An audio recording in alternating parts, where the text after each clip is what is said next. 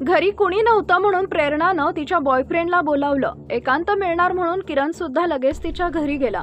आज काहीतरी वेगळं करायचं म्हणून प्रेरणानं किरणचं रुमालाने डोळे बांधले, त्याला खुर्चीवर बसवलं, त्याचे हातपाय बांधले. प्रेरणा हे सर्व करत असताना किरणनं तिला विचारलं, हे काय करतेयस?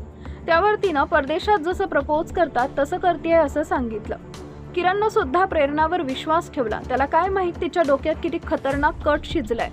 हे प्रकरण आहे दक्षिण बंगळुरूमधलं. प्रेरणा आणि किरण दोघे एका टेलिकॉमच्या दुकानात नोकरीला होते. प्रेरणा तिची आई आणि भावासह दक्षिण बंगळुरूमधील अज्जाडापुरा इथे राहते. प्रेरणा आणि किरण दोघे 27 वर्षाचे असून ते टेलिकॉम दुकानात नोकरीला असताना त्यांच्या प्रेमसंबंध बहरले.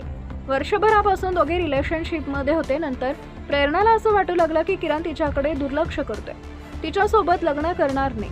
मंगळवारी प्रेरणानं घरी कोणी नसताना किरणला बोलावलं.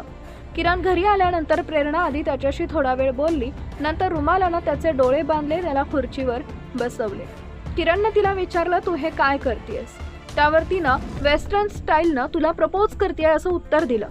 प्रेरणानं किरणला खुर्चीवर बसवलं, त्याचे हातपाय बांधले. त्यानं सुद्धा तिच्यावर संशय घेतला नाही. किरणला वाटलं की रोमांसची ही नवीन पद्धत आहे, पण प्रेरणाच्या डोक्यात प्रेम नव्हतं, बदल्याचं खूळ होतं.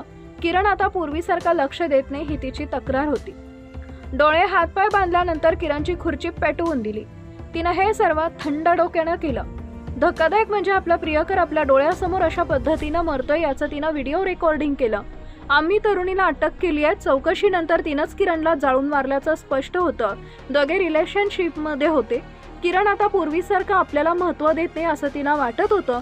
त्यातून तिनं हे सर्व केलं अशी माहिती पोलीस उपायुक्त DL नागेश यांनी दिली आहे.